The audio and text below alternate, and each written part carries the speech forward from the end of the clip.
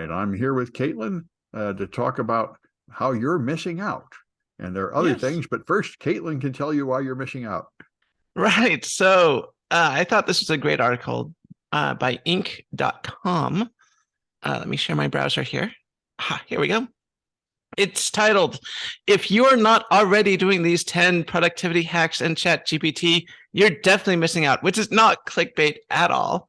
Uh, it, anyway, it's by Robson, um, Rick Hobson, Chiefs Behavioral Scientist, something, something. Okay.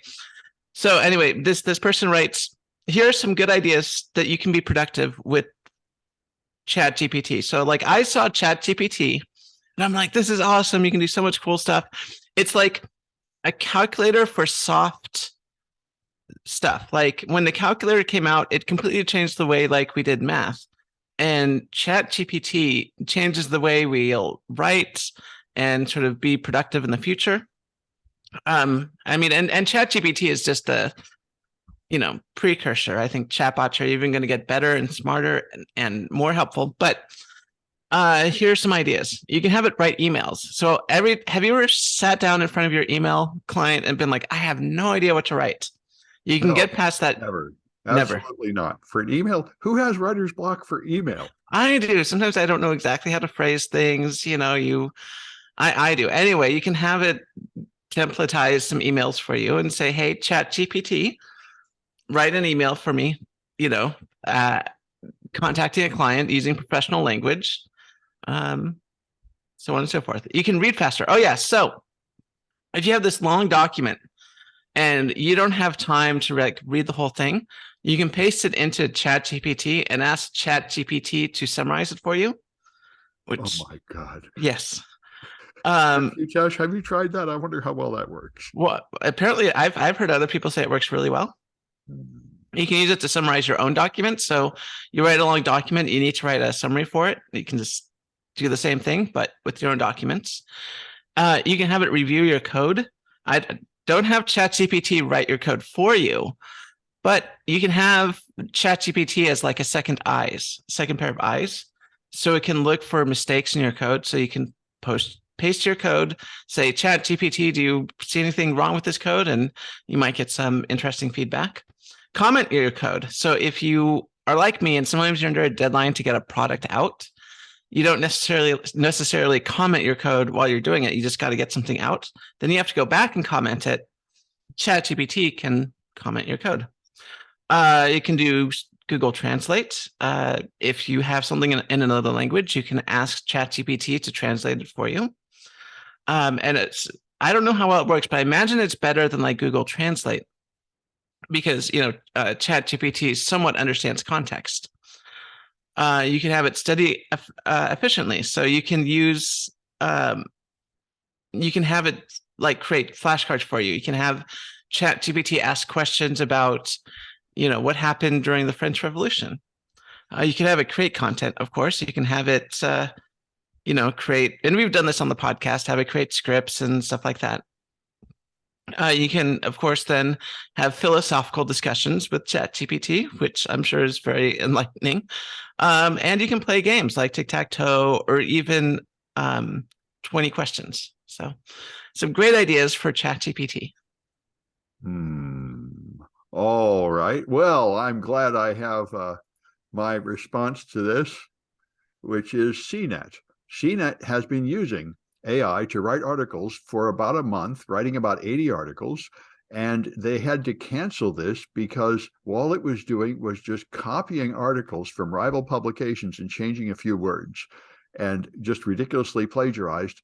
And now there's going to be the question has come up, what did you train your AI on? Did you just train your AI on your competitors' articles and not so that this would happen? And I'll also say it's riddled with errors, even though they advertise that they've been reviewed by human reviewers. It's riddled with errors and such. So anyway, it's this whole AI thing is clearly in the hype stage of Gartner, where this is a miracle, it's going to solve everything, and in a few months they'll say, oh, it's all garbage, and then in about a year they'll say, okay, it's like got some use, but it's not perfect. They'll sort of calm down. Well, actually, I've noticed the opposite. The reason I posted that article is because most people are saying it's like the end of civilization. It's going to be terrible. It's going to ruin everything. Or There's take over. practical, yeah, no, there's practical uses for it. It's not going to solve everything. Yeah. Don't throw all your money into AI. No, Well, I mean, AI is the next hot thing for a while, and of course, it is going to turn into a lot of intelligent assistants. Like my email, Gmail already suggests the next phrase when I'm writing emails, and there's a lot of programming things that suggest what code you should write. So we're going to have a little more assistance with stuff like Clippy. It's all just Clippy, you know. yeah, no. I'm like I said, this is sort of the calculator for soft documents instead of just having like a little assistant, and that's a new type of technology we haven't had before. Yeah. It's going to be useful.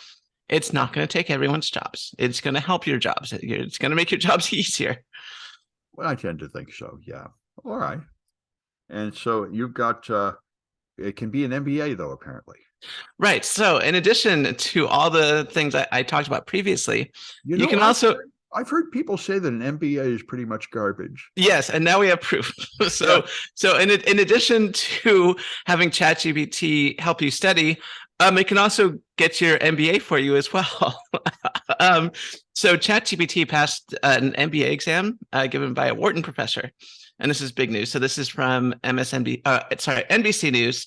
This is an article by Kalhan Rosenblatt, and so basically what happened is that the Professor Christian Tierwick authored a research paper called "Would GPT-3 Pass a Wharton MBA?" And actually, yes, it would. So it said that it scored between a B minus and a B on the exam. So it would have gotten the MBA all by itself.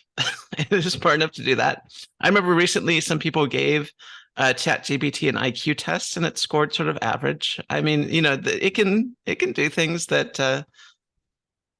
it can get your MBA for you. So there you Well, go. so I mean, I think essentially what it does is like Google and copy and paste a few paragraphs about whatever question you ask it. So I think it could get a passing score on sort of any essay question type test. Exactly. Yeah. And so I mean, think, yeah, probably. Yeah, I wonder if you could get like an MD or something. maybe in the future. So basically, what's going to happen is that professors are going to require students, likely in the future, to do like more oral presentations and less, essay writing, since ChatGPT will be doing most of that. And the same thing happened with math. You don't ask students to bring slide rules in the class. You have them, solve problems with their calculator and show their steps. And Well, also, I bet the bar exam would really be a good candidate because from what I haven't done it, but from what I understand, the problem at the bar exam is you have to memorize about 1,000 books worth of stuff, mm-hmm. and that would seem like AI would actually excel. It would excel. In fact, there was another article that's not here today, but there are some AI lawyers coming up, and they're going to be doing their first cases pretty soon. So we'll see how that goes. Well, it might be a cost-effective way to provide legal services to people who can't afford a real lawyer. Yeah, I mean, if it's a small stakes, small claims court, you don't care if you win or lose, but you kind of want a lawyer to make your arguments. AI seems like a good solution. Well, yeah, man. All right. And anyway, so I saw some articles getting mad about the tech layoffs, and I first I said, oh, this is just the usual people saying, you should always just give people more money. But then there's serious articles from the Harvard Business Review and Stanford Business Review with strong arguments that the tech companies are doing the wrong thing with these layoffs. They say people think they can lay off in order to cut costs right away, but it doesn't work because you have to give those people severance pay and all that, and so you end up not saving any money in the short term, and in the long term, it hurts your business. It also is very bad for the people. The people who get laid off have a very high incidence of suicide and drug addiction and stuff, and often just give up and don't even apply for another job. So it's very harmful to your workers, and it's very harmful to the workers that stay, and it's harmful to your business case. And they say it would be far better to just have pay cuts instead of layoffs. That would in fact save money right away. And I realized as I read through these knowledgeable studies, I'm just finding the old business model. When I was a kid,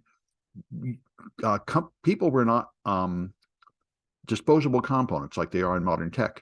And this is something that surprises. I have students who are going for a job and they say, well, I should stay at this one company. I should be loyal to my company. I say, no, that's an outdated concept. You should jump to the next company immediately because nobody has any loyalty anymore. And that is the current world. But it didn't used to be that way. If you joined a company like IBM or Kodak, you were in for life.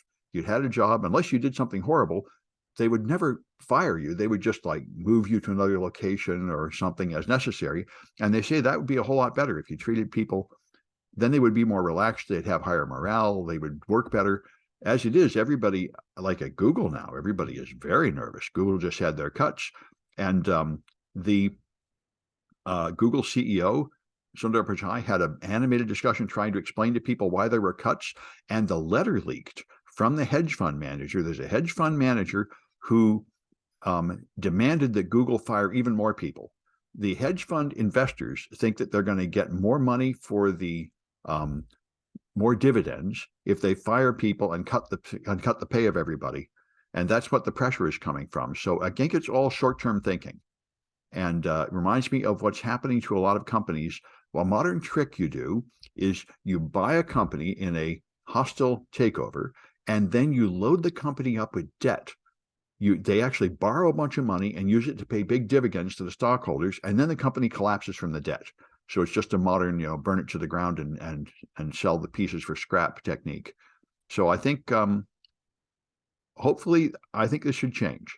I think it would be a lot healthier if companies change their current position of just burning people out and throwing them away. This is a big problem in America, and I think it's not just the tech industry. I think a lot of people are very, very insecure in America, and it's not really necessary. So I'm taking the liberal position on this one. I'm out of character. But anyway, so you got more ChatGPT.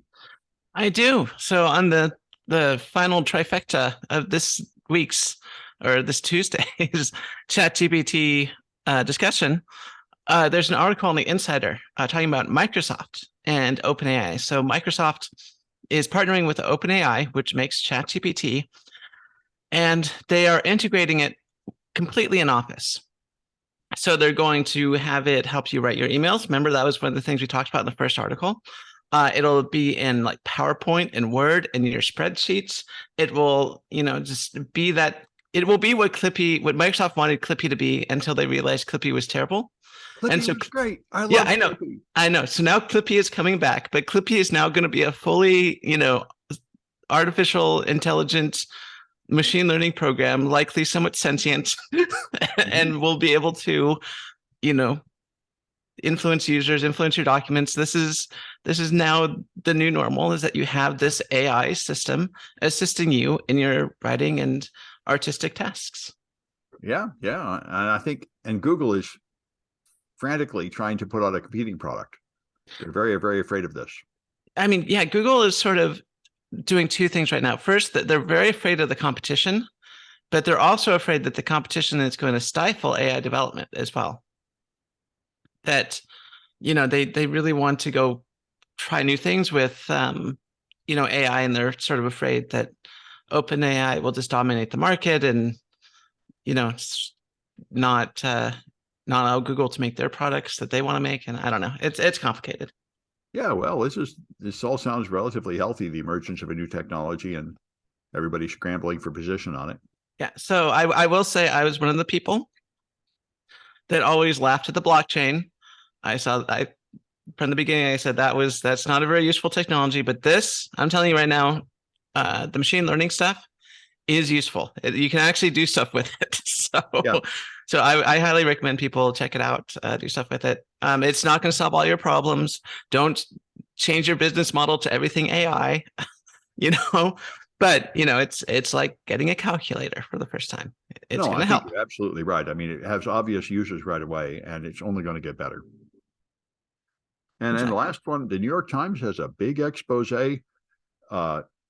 showing, you remember, Trump's first impeachment was over collusion with Russia because of Paul Manafort. A bunch of people in the Trump administration were convicted of being agents of foreign countries, largely Russia.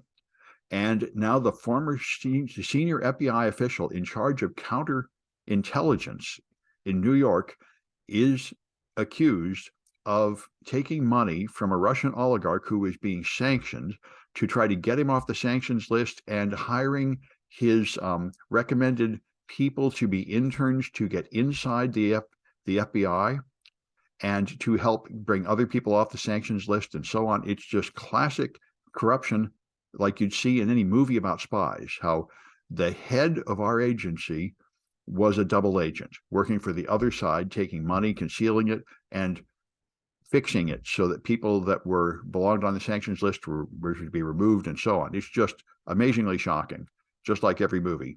And apparently just for money. So this is sort of horrifying and disillusioning. Even the heads of our counterintelligence are just working for the other side in return for kickbacks. And these are working for Russian oligarchs who are involved in murder and extortion and all this stuff. He basically is working for the Russian mob. So it's good that they caught this guy, but you wonder how deep it goes. And and as someone who's worked in security and worked in security in the government, that was always my philosophy, that if a government wants to spend enough money, they're going to get on your network. They're going to bribe someone. They're going to, have someone on there. You're going to have an insider threat and you won't know about it. You don't know who it is. It's, the traffic's going to look normal. They're on your network. So your option, your goal is not to make the network secure, but to limit the damage that these bad actors can do on your network. Yeah. But if they're corrupt at the top, then you've got another whole problem. And this is why, it's certainly the case at school I work at, in the kind of government agencies I'm at. And that's why Confucius is the only place that has advice how to work in a system where the people at the top are corrupt. And what you have to do is make a little island of good behavior around you, what little you can control, and sort of protect those people from what flows from above. But I had hopes that our counterintelligence agency was not that corrupt, but apparently it is. And it seems like they've all been that way. The British are sort of the kings of spies in the Western world, and even they have had a ton of top executives get caught selling secrets to the other side and working for the other side. So it just seems like intelligence agencies are just rife with corruption, and that is by their very nature. Anyway, well, that's it for this one, and we'll be back on Friday.